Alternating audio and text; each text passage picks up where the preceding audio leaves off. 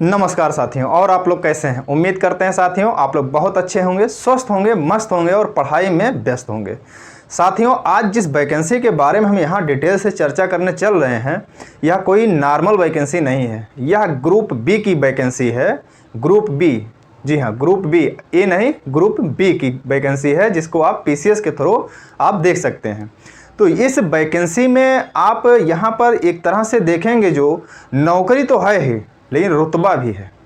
नौकरी के साथ साथ रुतबा भी है। जैसे यूपी और बिहार में देखते होंगे कि जब किसी के घर में कोई नौकरी में हो तो उसका पावर कुछ अलग ही रुतबा रहता है, और कहीं किसी के चाचा विधायक हो तब तो फिर और ही होता है। तो यहाँ पे जिस नौकरी के बारे में चर्चा करने चल रहे हैं साथियों, यह एक आप मंत्री के अंडर में रह करके आप काम करेंगे अगर इस जॉब को पा जाते हैं तो इसके बारे में हम डिटेल से चर्चा करें। उसके पहले आप अगर इसी चैनल को सब्सक्राइब नहीं किए हैं तो प्लीज़ चैनल को सब्सक्राइब कर दीजिए और बेल आइकन को प्रेस कर दीजिए, और स्टार्ट करते हैं हम लोग आज ये अपना सेशन। तो साथियों, ये जो वैकेंसी है इसका पद का नाम अगर हम लोग देखते हैं तो एपीएस है। क्या है? एपीएस। एपीएस की जो वैकेंसी है इसको आप कह सकते हैं अपर निजी सचिव, अपर निजी सचिव। और ये जो वैकेंसी है साथियों, ये समूह खा कह सकते हैं या समूह बी कह सकते हैं। समूह खा राजपत्रित अधिकारी की जो है, ये राजपत्रित अधिकारी का एक पद है। अब इस पद के बारे में अगर आगे आप देखेंगे तो इस पद की संख्या जो है प्रस्तावित अभी तक जो है, ये अनुमान जो लगाया जा रहा है, वैकेंसी अभी जो है 300 पदों की है। ये आगे बढ़ भी सकती है। तो कितना है? ये पद की जो संख्या है ये 300 है। 300 पदों की संख्या पर ये सीट जो है खाली है। ये आगे वैकेंसी जो है निकालने वाले हैं। अब इस पर जो है, यहाँ पे आप बात करें अगर ग्रेड पे की, तो ग्रेड पे इसमें जो दिया गया है साथियों, ये 4800 ग्रेड पे है। 4800 ग्रेड पे अपने आप में बहुत बड़ा ग्रेड पे होता है। आप ये समझ लीजिए कि 46 भी नहीं है, 48 है। टीजीटी से भी आगे जाता है ये। इसके बाद जो है आता है, और आगे का जो है असिस्टेंट प्रोफेसर वगैरह का टीचिंग में अगर आप देखेंगे तो इससे ज़्यादा अगर आता है। तो ये है केवल 4800 ग्रेड पे की वैकेंसी। अगर आप देखेंगे तो 4800 ग्रेड पे है। 4800 ग्रेड पे मतलब जो है ग्रुप बी की नौकरी में ये बहुत बढ़िया है।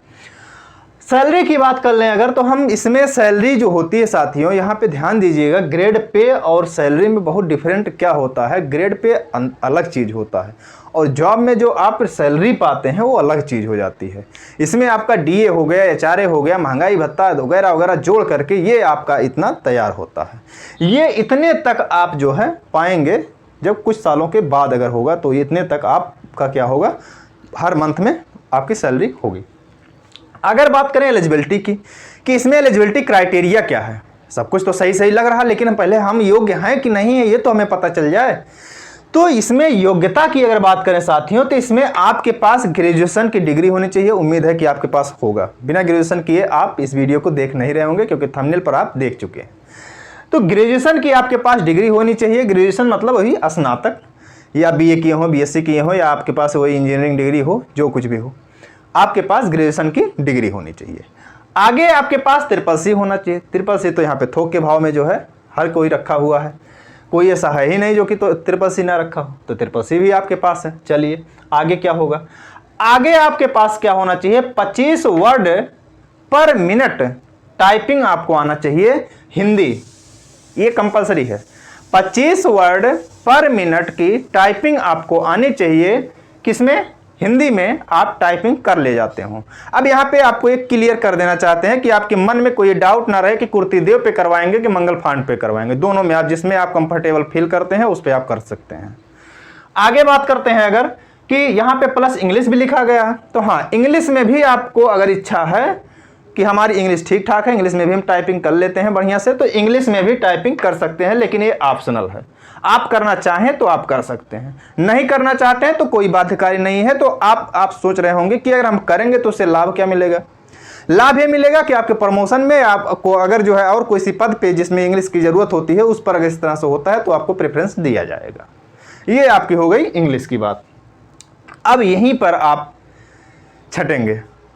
अब यहीं पर जो है आप छटेंगे, और अब आप सोचेंगे कि ये कैसा जो है, यहाँ पे तो मामला गड़बड़ हो जा रहा है। यहाँ पे आ रहा शॉर्ट हैंड का, स्टोनो का। आपको टाइपिंग के साथ साथ स्टोनो भी आना चाहिए।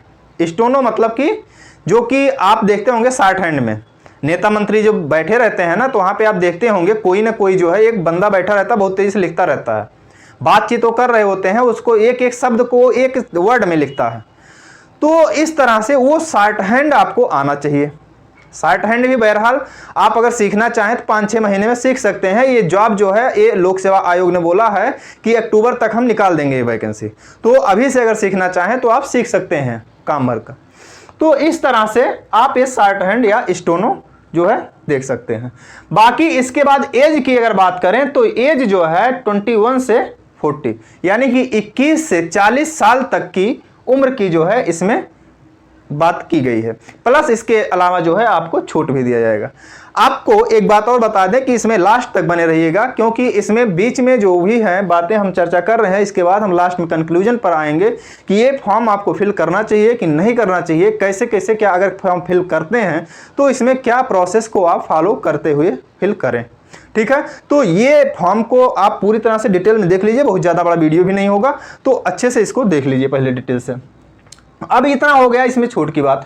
छूट जो है जो लोक सेवा आयोग अदर वैकेंसी में देता है, ओबीसी को, एससी को, एसटी को या महिलाओं को या फिर जो है स्वतंत्रता सेनानियों को, वही छूट इसमें भी अप्लाई होगा। वो चीज़ें आप फॉर्म भरते हैं, वो चीज़ें आप जानते हैं, उस पर बहुत ज़्यादा डिस्कस करना उचित नहीं है, हम समझते हैं।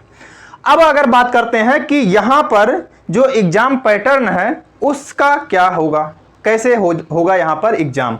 अब यहाँ पे एग्जाम जो होगा उसका पैटर्न क्या है।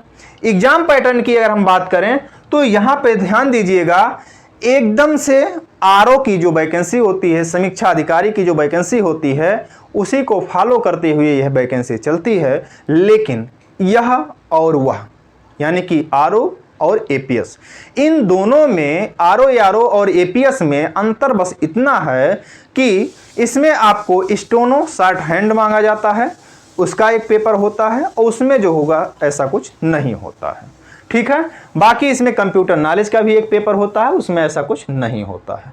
तो वही थोड़ी बहुत जो चीज़ें डिफरेंट दिख रही हैं वो चीज़ें हम यहाँ पे डिस्कस कर दे रहे हैं। हाँ, एक चीज़ और बताना चाहेंगे हम आपको कि ये जो वैकेंसी का डिटेल हम आपको दे रहे हैं, ये इसके पहले की अगर बात करें, आज कितना चल रहा है, 2023 चल रहा है, 2023 के पहले 2013 में ये वैकेंसी आई थी। 10 साल तक इसकी वैकेंसी नहीं आई।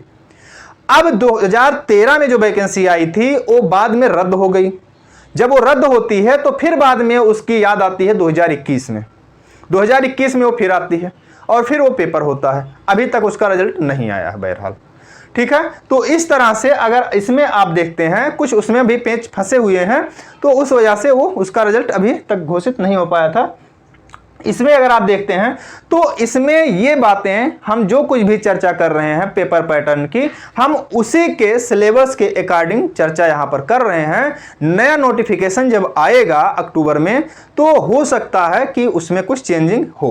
अब आप सोच रहे होंगे कि नया नोटिफिकेशन आया नहीं, आप कैसे चर्चा कर दे रहे हैं। इसमें लोक सेवा आयोग का एक नोटिस आया हुआ है जो कि आप यहाँ पे देख रहे होंगे। ये लोक सेवा आयोग ने नोटिफिकेशन जारी किया और उसने बताया है कि हम इस समय पे आरओ की या एआरओ की और इसके अलावा एपीएस की वैकेंसी निकालने के लिए तैयारी कर रहे हैं। तो इस तरह से पहले से आपको बता दिया है, तो ये आपके लिए बहुत अच्छी बात है। अगर आप तैयारी करना चाह रहे हैं इसकी तो आप अच्छे से तैयारी कर सकते हैं और पहले से ही। तो यहाँ पर अब आगे बात करते हैं हम लोग पेपर पैटर्न की। बहरहाल इसमें आप देखेंगे तो 8 पेपर दिखेगा, उसको हम 60 में कर दिए हैं कि जो कि आप केवल समझ जाएं कि इसमें हमें क्या क्या हमारी योग्यता होनी चाहिए, क्या क्या हमको देना पड़ेगा। जैसे यहाँ पे देखिएगा पेपर 1 जो है इसमें जीके 100 नंबर के होंगे। 100 नंबर में भी आपको 10-10 क्वेश्चन करके पूरा डिवाइड है, वो आप यहाँ पे देख रहे होंगे। इसमें से क्या सिलेबस है, जितने भी आपके क्वेश्चन आएंगे वो सारे के सारे क्वेश्चन आपको यहाँ पे डिवाइड किया गया है कि इंडियन ज्योग्राफी से आपको 4 क्वेश्चन पूछा जाएगा, यूपी की ज्योग्राफी से आपका 6 क्वेश्चन पूछा जाएगा, या हिस्ट्री से इतने होंगे और पॉलिटी से इतने होंगे, करंट से इतने होंगे। ये सारा कुछ आप यहाँ पे देख रहे होंगे। तो ये चीजें जो है आपको अच्छे से क्लियर से करके यहाँ पे दिखाया गया है, तो इसको आप समझ करके अच्छे से जान सकते हैं कि कितना कितना किसमें से आ सकता है। तो ये जीके का पोर्शन हो गया। जीके का कितने का होगा, अब यहाँ पे आप देख रहे हैं 100 नंबर का होगा और कितना 2 घंटे का टाइम दिया जाएगा और ऑब्जेक्टिव टाइप का ये पेपर होगा। आगे की बात करें अगर हम पेपर 2 की, तो हिंदी का पेपर होगा। हिंदी के पेपर में जो होगा 100 नंबर का होगा और 3 घंटे का ये पेपर होगा और ये सब्जेक्टिव टाइप होगा, लिखना पड़ेगा इसमें। आगे बात करते हैं नेक्स्ट पेपर का, जो है एक हिंदी का पेपर और होगा, उसमें शॉर्ट हैंड होगा और 135 जो है नंबर का होगा, 135 मार्क्स का होगा ये वाला। इसके बाद पेपर 4 की बात करें अगर, तो हिंदी टाइपिंग होगा और यही जो आप किए होंगे, तो इसके बाद जो है ये 15 मिनट आपको टाइम दिया जाएगा। ये जो शॉर्ट हैंड किए हैं उसी को हिंदी में जो है टाइप करके दिखाना होगा कि हाँ ये हमने टाइप किया है शॉर्ट हैंड में। इसके बाद बात आती है पेपर 5 की, तो यहाँ पे अगर आप देखते हैं तो यहाँ पे कंप्यूटर नॉलेज का एक पेपर होता है जिसमें कि 100 क्वेश्चन होते हैं। अब ये पेपर जो हो गए इतने, अगर आप 100 क्वेश्चन इसमें से कंप्यूटर नॉलेज वाले होंगे। कंप्यूटर नॉलेज में भी जो जो चीज़ें होती हैं, जैसे कंप्यूटर के अंदर के जो पार्ट के बारे में पूछ सकता है, कंप्यूटर फंक्शन के बारे में पूछ सकता है, जो भी चीज़ें होंगी वो कंप्यूटर बेसिस पेपर होंगे और वो 100 नंबर का पेपर होगा। ठीक है, तो इस तरह से ये पेपर होगा और ये पेपर पैटर्न होगा। अगर से आप ये सभी पेपर को फॉलो करते हैं तो आपके पास नया जो आने वाला सन है यानी कि 2024, उसमें आपके पास एक बहुत ही बढ़िया नौकरी होगी और उस नौकरी में ना केवल पैसा होगा, उसमें रुतबा भी होगा। क्योंकि मंत्री के साथ में रहेंगे तो फिर मंत्री तो समझते ही हैं, हमारे यहाँ के जो भी होते हैं बड़े अधिकारी से ज़्यादा तो लाभ वो उनके छोटे जो क्लर्क होते हैं वो लेते हैं, तो उसी तरह से मंत्री से ज़्यादा तो उनके अधीनस्थ जो है लाभ उठा लेते हैं। तो ये आपके सामने जो हमने चर्चा किया, ये पूरा चर्चा रहा। ये वैकेंसी का डिटेल अगर आपको कुछ प्रॉब्लम कर रहा हो, कुछ नॉलेज कम हो पा रहा हो, किसी में डाउट हो, तो आप कमेंट बॉक्स में कमेंट करिए, उसका हम समाधान पूरा करेंगे। लेकिन आपसे इतना रिक्वेस्ट है कि आप इस वैकेंसी के बारे में अगर आप सोच रहे हैं तो आप बढ़िया से लग करके पहले ज़्यादा से ज़्यादा कोशिश ये करें कि शॉर्ट हैंड वाला अगर पोर्शन कमज़ोर है तो उस पर करिए। लेकिन आपको यहाँ पर एक चीज़ और भी बताना चाहेंगे, अक्टूबर में ही नोटिफिकेशन में जैसा कि आप देख रहे हैं RO ARO की भी आने वाली है। RO ARO की जो वैकेंसी आने वाली है उसमें हर कोई एलिजिबल है जो अगर केवल BA किया हुआ है। अगर आपका टारगेट OB है, RO ARO और ये भी है, तो आपसे इतना कहना चाहेंगे कि तब आप केवल RO ARO दीजिए जब आपके पास शॉर्ट हैंड ना हो। अगर शॉर्ट हैंड आप बहुत दिनों से करते आ रहे हैं, कोई वैकेंसी नहीं दिख रही है, तो आप केवल और केवल इसको फोकस करें, उसको फोकस ना करें, क्योंकि उसमें कंपटीशन ज़्यादा है और चांसेस आपके लिए जो है कम हो जाते हैं। कंपटीशन जब ज़्यादा हो गया और यहाँ पे कंपटीशन कम होगा क्योंकि शॉर्ट हैंड हर किसी के पास नहीं होगा, तो इसमें आपके लिए एक गोल्डन अपॉर्चुनिटी होगी। लेकिन अगर आपके पास शॉर्ट हैंड नहीं है तो आप शॉर्ट हैंड सीखने में जो टाइम देंगे उससे अच्छा आप ना तो इसमें रह जाएंगे ना तो RO में जाएंगे, तो आप RO को ज़्यादातर फोकस करिएगा। RO के बारे में भी हम डिस्कस कर चुके हैं और इसके बाद अगर आप चाहेंगे तो उसके बारे में भी डिटेल से वीडियो लाएंगे जब वो वैकेंसी आ जाएगी। बहरहाल अभी तक इतना जो कुछ भी है उस तक आपको हम सूचना दे दिए हैं। अगर आगे कुछ और आपको जानकारी चाहिए तो प्लीज़ कमेंट बॉक्स में कमेंट करिएगा, उस पर हम वीडियो जरूर बनाएंगे या आपको कमेंट में हम आपका शंका का समाधान जो भी होगा वो जरूर करेंगे। चलिए मिलते हैं किसी नेक्स्ट वीडियो में, तब तक के लिए साथियों आप हंसते रहिए, मुस्कुराते रहिए और मेहनत से पढ़ते रहिए। नमस्कार, जय हिंद, वंदे मातरम।